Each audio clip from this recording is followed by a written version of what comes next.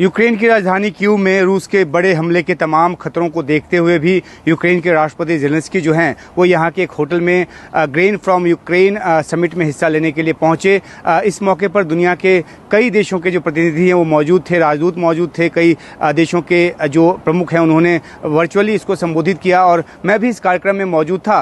कार्यक्रम के बाद राष्ट्रपति ज़ेलेंस्की ने पत्रकारों के सवाल लिए। एक सवाल के जवाब में ज़ेलेंस्की ने साफ तौर पर कहा कि यूक्रेन का अपना पीस फार्मूला तो है, लेकिन वे अपने पीस फार्मूले पर पूरी तरह से अड़े नहीं हैं। ये रूस का प्रोपेगेंडा है जिसको तोड़ने की जरूरत है कि यूक्रेन अपने पीस फार्मूले से हटने को तैयार नहीं है। उन्होंने ये कहा कि अगर कोई देश ऐसा पीस फार्मूला लेकर आता है जिसमें यूक्रेन के हितों की रक्षा होती है तो वे उस पीस फार्मूले को मानने को तैयार होंगे।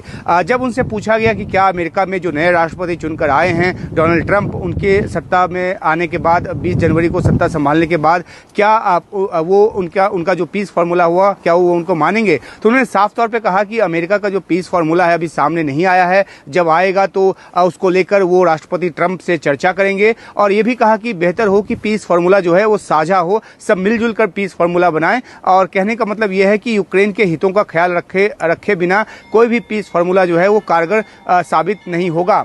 गौरतलब है कि राष्ट्रपति ज़ेलेंस्की ने अपना 10 सूत्री पीस फार्मूला तैयार किया हुआ है और उसमें यूक्रेन के क्षेत्रों को लौटाने की बात है जिन पर रूस ने 2022 के युद्ध के बाद से कब्जा कर लिया है। ऐसे 4 इलाके हैं, दोनेत्स्क, लुहांस्क, मारियोपोल और ज़पोरिजिया के साथ साथ क्रीमिया को भी लौटाने की बात जो है इस फार्मूले में शामिल है। जबकि रूस के राष्ट्रपति पुतिन इसे कतई मानने को तैयार नहीं है। इस तरह का संकेत वो पहले भी कई बार दे चुके हैं।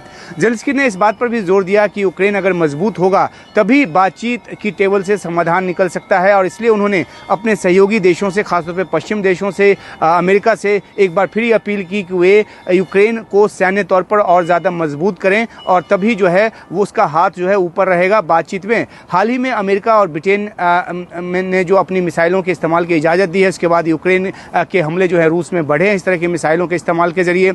रूस में नॉर्थ कोरियाई सैनिक भी लड़ रहे हैं और राष्ट्रपति ज़ेलेंस्की ने इस बात का भी जिक्र किया कि ये खुलेआम जो रूस है वो कर रहा है। ये भी कहा कि रूस की कोशिश किसी भी तरह से कुर्स्क से यूक्रेन के सैनिकों को खदेड़ने की है, जो कि कभी नहीं होगा। मजबूती से यूक्रेन के सैनिक वहां डटे हैं और हाल के दिनों में यूक्रेन की तरफ से जो अमेरिकी और ब्रिटेन की मिसाइलों के इस्तेमाल के जरिए रूस पर हमले किए गए हैं, मकसद वहां पे जमे रहने की है कुर्स्क के इलाके में। रूस ने भी इंटरमीडिएट रेंज की मिसाइल का इस्तेमाल किया। रूस के राष्ट्रपति पुतिन ने परमाणु हथियारों के इस्तेमाल की भी धमकी दी है। ज़ेलेंस्की ने आरोप लगाया है कि पुतिन की मंशा युद्ध खत्म करने की है ही नहीं और दूसरी तरफ पुतिन का तर्क रहा है कि यूक्रेन नेटो देशों के हाथों इस्तेमाल हो रहा है और रूस की सुरक्षा को खतरा पैदा कर रहा है। तो ऐसे में रूस को जो कुछ भी करना होगा करेगा। कुल मिलाकर कि राष्ट्रपति ज़ेलेंस्की ने अपनी तरफ से तमाम बातें रखी और उन्होंने उम्मीद तो जताई कि अगले साल युद्ध खत्म होने का उनको उम्मीद है, खत्म होने की उम्मीद है, लेकिन अभी कई जो बातें हैं तय होनी बाकी है और उसके बाद जाकर ही इस दिशा में कदम आगे बढ़ सकेगा। फिलहाल तो युद्ध और ज़्यादा भड़कता नजर आ रहा है, जिस तरीके से रूस की तरफ से धमकी आ रही है और जिस तरफ से यूक्रेन की तरफ से रूस में हमले बढ़ रहे हैं। तो ये थे उमाशंकर सिंह जो कि यूक्रेन की राजधानी कीव में मौजूद थे, हमारे सहयोगी। और इस पर बातचीत के लिए जो वर्तमान परिस्थितियां बनी हुई हैं उस पर बातचीत के लिए पश्चिम एशिया देशों के जो विशेषज्ञ हैं और वरिष्ठ पत्रकार हैं सैयद रुमान हाशमी, वो हमारे साथ जुड़ गए हैं। सैयद रुमान हाशमी जी, बहुत बहुत शुक्रिया हमसे जुड़ने के लिए। आपसे समझना चाह रहे हैं, जबकि अब ज़ेलेंस्की का बयान आया है, शांति की वो बात कर रहे हैं, किस तरह से देखा जाए उनके पूरे स्टेटमेंट को, उनके पीस प्लान को जो कि 10 सूत्री बताया जा रहा है? देखिए, ज़ेलेंस्की का अमेरिका में चुनाव हुआ उसके पहले अमेरिकन दौरे पे ज़ेलेंस्की ने ये कहा था प्रेस कॉन्फ्रेंस में भी कि अमेरिका और यूरोपियन कंट्री थोड़ा साथ दे तो हमारे पास हम बहुत जल्द रशिया को हरा देंगे। ये एक ऐसा दावा था जिसपे शक था अमेरिकन गवर्नमेंट को भी, उनके और जो एलाइज हैं यूरोपियन उन्हें भी। डोनाल्ड ट्रंप के आने के बाद से ज़ेलेंस्की पीस की बात करने लगे, क्योंकि डोनाल्ड ट्रंप ऑलरेडी उन्होंने पहले कहा था कि अगर हम होते तो जंग शुरू ही नहीं होती और हमारे रिश्ते अच्छे हैं, पुतिन के साथ भी, रशियन प्रेसिडेंट के साथ रिश्ते अच्छे हैं। और उसके बाद उन्होंने कहा अगर मैं गवर्नमेंट में आता हूं तो 24 आवर्स 24 घंटे के अंदर जंगबंदी हो जाएगी जी। तो ये एक दबाव है ज़ेलेंस्की ने। इसके पहले ये उन्होंने जो बयान दिया है फूड कॉन्फ्रेंस में के दौरान, उन्होंने प्रेस वार्ता में ये बात जो कही है, उसके पहले भी ज़ेलेंस्की का बयान आया था और उसमें उन्होंने ये बात कही थी कि ट्रंप आ चुके हैं। उन्होंने अपने वोटर्स से वादा किया था कि वो रशिया यूक्रेन वार बंद करा देंगे, इसलिए वो पीस फायर करवाएंगे। और हम देखते हैं कि उनका क्या प्रपोजल होता है। इसके साथ ज़ेलेंस्की ने साउथ ब्लॉक के लीडरों से भी कहा कि वो भी जो एशियन कंट्री है, अफ्रीकन कंट्री है, अरब कंट्री है, सबका नाम लेके उन्होंने फूड कॉन्फ्रेंस में उन्होंने कहा कि ये भी अपना एक पीस प्रपोजल लेकर के आए। और डोनाल्ड ट्रंप का पीस प्रपोजल क्या होता है वो भी सामने आएगा। और उसको लेकर के उम्मीद है कि जनवरी तक, ये भी उन्होंने कहा कि जनवरी तक सीज़फायर, जब वो प्रेसिडेंट का ओथ लेंगे डोनाल्ड ट्रंप, उस मंथ में सीज़फायर हो जाएगा। लेकिन देखिए, इसके पहले भी सीज़फायर को लेके इस्तांबुल में, टर्की के शहर जो है राजधानी इस्तांबुल में मीटिंग हुई थी और काफी हद तक वो पीस एग्रीमेंट पे तैयार भी हो गए थे। लेकिन अमेरिका, जो बाइडेन गवर्नमेंट और यूरोपियन कंट्री ने दबाव बनाया कि पीस नहीं करने के लिए, और इस वजह कर ये लगातार यूरोपियन कंट्री से, अमेरिका से भी मदद मांगते हैं हथियारों का या फाइनेंशियल एड, जो है कि आपने ही तो कहा था कि जंग नहीं बंद हो इस्तांबुल में, और इसलिए आपका एक मोरल ड्यूटी है कि आप सपोर्ट करें।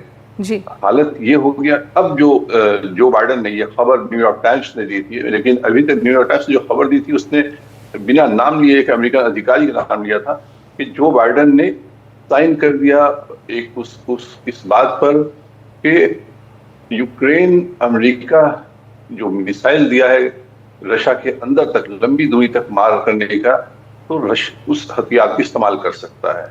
और ब्रिटेन ने भी जो हथियार दिया था, खास करके मिसाइल, वो दोनों को, American missile and the British missile, वो इस्तेमाल कर सकते हैं ज़ेलेंस्की, और उसे इस्तेमाल किया उन्होंने अंदर तक, जिसे लेकर के न्यूक्लियर डॉक्ट्रिन को रशिया ने रिवाइव कर दिया, पुतिन ने रिवाइव कर दिया और ये कहा कि अगर वो कंट्री जो न्यूक्लियर आर्म से लेस है, नॉन न्यूक्लियर कंट्री को हेल्प करते हैं, सपोर्ट करते हैं, तो ऐसे में नॉन न्यूक्लियर कंट्री पर भी रशिया अटैक कर सकता है, क्योंकि न्यूक्लियर कंट्री का उनको सपोर्ट है। तो बहुत ही सिचुएशन खतरनाक मोड़ पे पहुंच चुका है ये जंग जो चल रही 2 साल जंग में। जी हाशमी जी, सवाल यही है कि एक तरफ जहां अमेरिका दबाव डाल रहा है, ट्रंप क्योंकि अब सत्ता संभालने ही जा रहे हैं वहां पर, डोनाल्ड ट्रंप यूक्रेन पर दबाव डाल रहा है, यूक्रेन यहां पर शांति की बात कह भी रहा है, लेकिन रशिया जिस तरीके से परमाणु हथियारों के इस्तेमाल के एक धमकी वहां दे रहा है, किस तरह से पीस प्रोसेस आगे बढ़ता हुआ दिखेगा, कैसे संभव होगा ये?